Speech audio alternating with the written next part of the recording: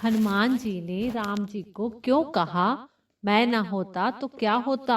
एक समय हनुमान जी प्रभु श्री राम से कहते हैं, प्रभु यदि मैं लंका ना जाता तो मेरा जीवन में बड़ी कमी रह जाती। विभीषण का घर जब तक मैंने नहीं देखा था तब तक मुझे लगता था कि लंका में भला संत कहाँ मिलेगा। लंका निशिचर निकर निवासा, यह का सज्जन कर बासा। प्रभु मैं तो समझता था कि संत तो भारत में ही होते हैं, लेकिन जब मैं लंका में सीता जी को ढूंढ नहीं सका और विभीषण से भेंट होने पर उन्होंने उपाय बता दिया, तो मैं सोचा कि जिन्हें मैं प्रयत्न करके भी नहीं ढूंढ सका उन्हें तो इन लंका वाले संत ने ही बता दिया। शायद प्रभु ने यही दिखाने के लिए भेजा था कि इस दृश्य को भी देख लो।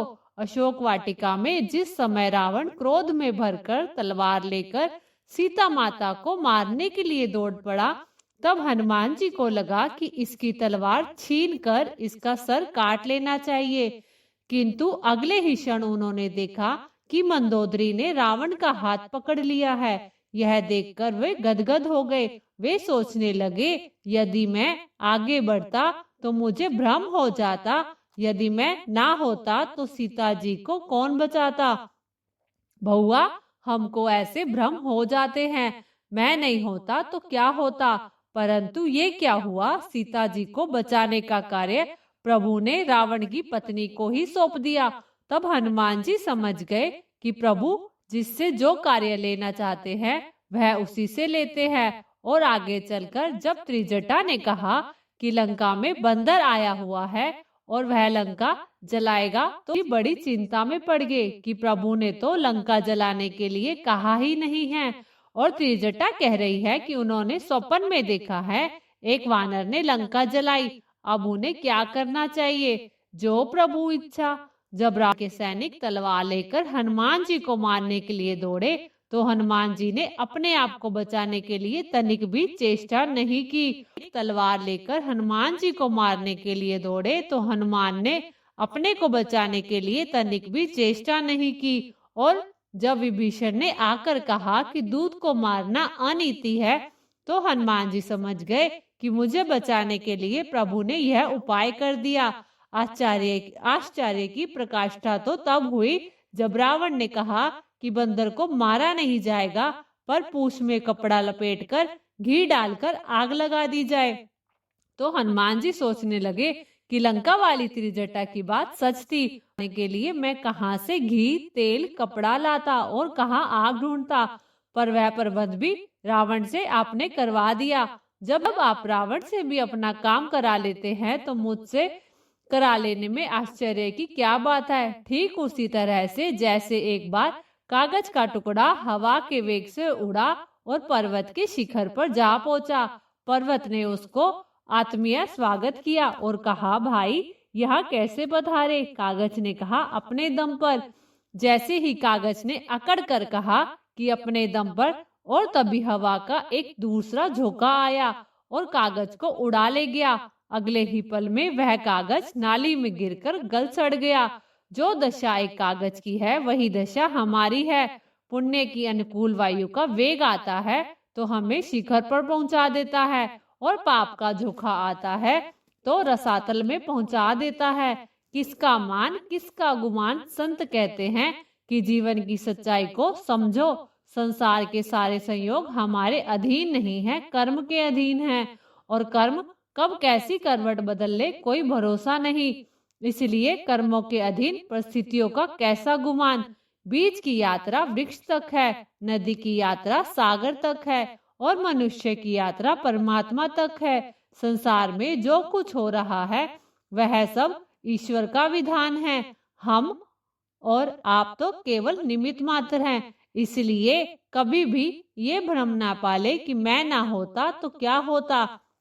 दोस्तों, ईश्वर सबका होता है जो सबको जीवन देता है, लेकिन इंसान मतलबी होता है जो ईश्वर से बहुत कुछ मांगता रहता है, कभी रोकर तो कभी गाकर, लेकिन एक बार भी उनका हालचाल तक नहीं पूछता। भगवान जी, आज कुछ मांगने नहीं आपसे मिलने आया हूँ, तो आपको ही कोई तकलीफ तो नहीं।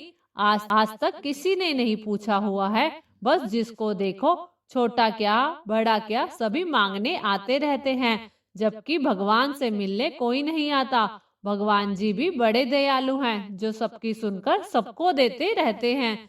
लेकिन इंसान सब कुछ पाते ही अपना अहंकार दिखा देता है कि मैंने पाया मेरा सब कुछ, अब किसी को इस धरती पर रहने नहीं दूंगा। बहुत कुछ अहंकार एक साथ पैसा आते ही आ जाता है, तो ईश्वर उसके अहंकार को भी तभी खा जाता है, जो भगवान जी का सबसे बड़ा आहार होता है, जिसको आज तक किसी ने आपको बताया नहीं है। जो अभी तक भगवान जी को 56 भोग लगा रहे हो, सैकड़ों गुनाहों को करते हुए और हाथों में मोतीचूर के लड्डू लेकर भगवान को खुश करने का प्रयास, धूप बत्ती और अगरबत्ती लगाकर रिझाने का प्रयास कर रहा है, माथे पर चंदन का टीका लगाकर कि तुम कितने अच्छे हो और लोग कितने गलत हैं, जो भगवान का एहसास मंदिर में आने के बाद ही होता है और गुनाह करते हुए मंदिर के बाहर इस दुनिया में एहसास तक एक बार नहीं होता, ना ही उसका कोई खौफ होता है। जो में अपने बड़े से बड़ा गुनाह करता है, यह सोचकर कि भगवान सिर्फ मंदिर में है, नहीं तो आसमान के ऊपर होगा, और रात के अंधेरे में खुद को हाथ तो दिखाई दे नहीं रहा, तो भगवान को कहां से दिखने वाला है। तो यही अहंकारी इंसान को भगवान जी खा जाते हैं, जो कितने इतिहास भरे पड़े हैं, जो रावण के अहंकार के साथ कितनों को अब तक खा चुके हैं, जो कितने शाम को सोते हैं और सुबह होने तक रोमिंग में चले जाते हैं, जिनका कोई नेटवर्क नहीं मिलता। तो भगवान जी सबके हो सकते हैं, लेकिन अहंकारी इंसान का कभी नहीं हो सकते। जो यकीन नहीं हो तो किसी भी चीज पर अहंकार कर कर देख लो, उम्मीद से तेज नतीजे आपके सामने निकल कर आएंगे। इसलिए सदैव याद रखो कि संसार में जो हो रहा है वह सब ईश्वर का विधान है। हम और आप तो केवल निमित्त मात्र हैं, इसलिए कभी भी ये भ्रम न पाले कि मैं ना होता तो क्या होता। सूरज उगता है, डूबता भी है, तारे घूमते हैं, मौसम परिवर्तित होता है, प्रकृति का विराट कर्म चलता रहता है, परंतु बिल्कुल शांत अकर्म जैसा वहाँ कोई करता नहीं है। न सूरज उगने के लिए कोई प्रयत्न करता है, न चांद तारे चलने के लिए कोई आयोजन करते हैं, न फूल खिलने के लिए कोई व्यवस्था जुटाते हैं, न नदियाँ सागर की तरफ बहने के लिए कर्ता के भाव से भरती है। मनुष्य को छोड़कर कर्म ही नहीं करता। गति तो बहुत